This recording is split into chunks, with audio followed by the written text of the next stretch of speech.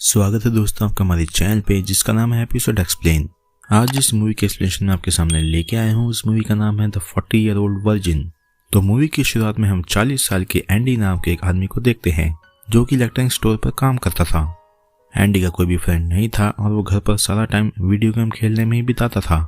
वहीं एक दिन स्टोर में काम करते हुए एंडी के साथ काम करने वाला वर्कर डेविड उसे कार्ड खेलने के लिए इन्वाइट करता है। क्योंकि उस दिन एंडी का कोई भी प्लान नहीं था तो वो राजी हो जाता है और फिर रात को ये लोग खेलने लगते हैं। तो उस टाइम एंडी को भी काफी अच्छा लगता है, लेकिन कुछ देर बाद ही ये सभी लोग अपने सेक्सुअल लाइफ के बारे में डिस्कस करने लगते हैं। और जब ये एंडी से भी कुछ ऐसा ही इंसिडेंट बताने के लिए बोलते हैं तो एंडी को झूठ बोलना पड़ता है। ये सब इसकी झूठी कहानी को पकड़ लेते हैं जिससे कि सबको पता लग जाता है कि एंडी अब तक वर्जिन है। और जब एंडी सुबह स्टोर पे पहुंचता है तो वहाँ पे जे नाम का वर्कर सबको ये बता देता है कि एंडी अब तक 40 साल का हो चुका है लेकिन वो वर्जिन है, जिससे सभी लोग उसका मजाक बनाने लगते हैं। अब एंडी सभी के बीच काफी गिल्टी फील करता है और ये सब देख के वो बाहर भाग जाता है। ये देखने पर डेविड को लगता है कि उन लोगों को ऐसे एंडी का मजाक नहीं बनाना चाहिए था और वो एंडी का पीछा करके उसे मना लेता है।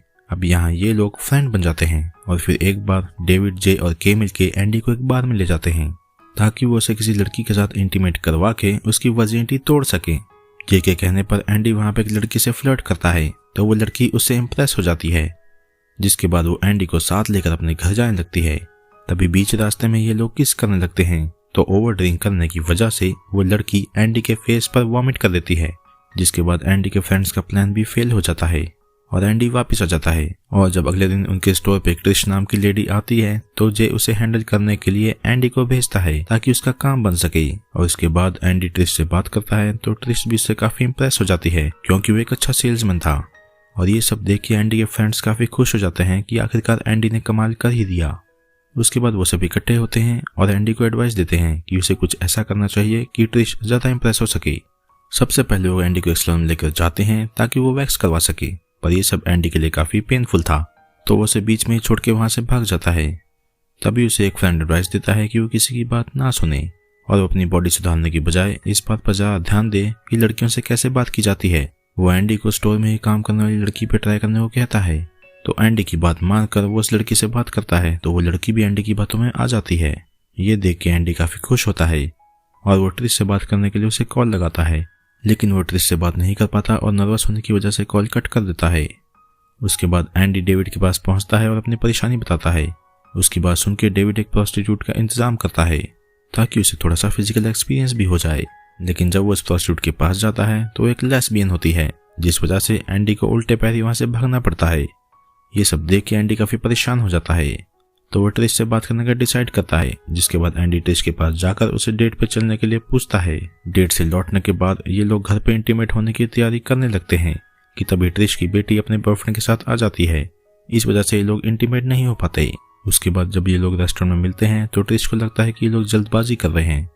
तब एंडी भी उसकी बात से एग्री करता है और वो इंटीमेट होने के लिए एक डेट फिक्स करते हैं। क्योंकि एंडी को इंटीमेट होने के बारे में कुछ भी पता नहीं था तो वो डिसाइड करता है कि जब तक वो डेट आती है उससे पहले पहले वो इसका एक्सपीरियंस ले ले। इसके बाद ये लोग काफी टाइम एक साथ स्पेंड करते हैं और फिर ऐसे ही कई दिन गुजरने के बाद एक दिन ट्रिश की बेटी की ट्रिश के साथ काफी बहस हो जाती है क्योंकि वो भी अपने बॉयफ्रेंड के साथ इंटीमेट होना चाहती थी, लेकिन उसको ये नहीं पता था कि उसकी माँ पहले से ही लाइन में लगी हुई है। ट्रिश उसे काफी समझाने की कोशिश करती है लेकिन उसकी जवानी इतनी फूट रही थी कि वो राजी नहीं होती और वहां से चली जाती है। उसके बाद ट्रिश एंडी को कॉल करके घर में बुलाती है और उसे सारा माजरा बताती है तो वो उसको बताता है कि उसकी बेटी किस खेत की मूली है। उसको तो ये सब करना अच्छा ही लगेगा और ट्रिश को उसके लिए मना नहीं करना चाहिए, लेकिन साथ के साथ ही उसे इसके बारे में कितना सतर्क रहना है ये भी पता होना चाहिए। ये बोलकर एंडी ट्रिश की बेटी को सेक्स केयर सेंटर लेकर जाता है ताकि इसके बहाने वो भी सेक्स के बारे में जान सके। और वहां जब सभी से पूछा जाता है कि अब तक कौन कौन वर्जिन है तो ट्रिश की बेटी हाथ खड़ा कर देती है क्योंकि अभी तक वो किसी के साथ भी इंटीमेट नहीं हुई थी। जब ये बात जानकर वहां पे सब लोग हंसने लगते हैं तो एंडी भी हाथ खड़ा कर देता है और बताता है कि वो भी वर्जिन है। ये चीज जानकर वहां पे सब बैठे लोग उसका काफी मजाक उड़ाते हैं। और वहीं जब ये लोग वहां से जाने लगते हैं तो ट्रिश की बेटी एंडी के बारे में ही सोच रही थी कि वो कितना शरीफ इंसान है। और रास्ते में एंडी ट्रिश की बेटी को बताता है कि वो इसके बारे में ट्रिश को ना बताए, नहीं तो उसकी बेइज्जती हो जाएगी।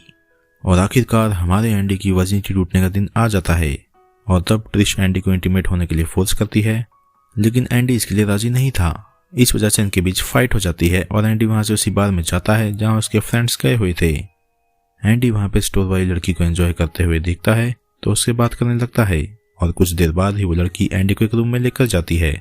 वहीं दूसरी तरफ ट्रिश की बेटी उसे समझाती है कि एंडी एक अच्छा लड़का है, उसको सिर्फ इंटीमेसी के लिए उससे कनेक्शन नहीं तोड़ना चाहिए।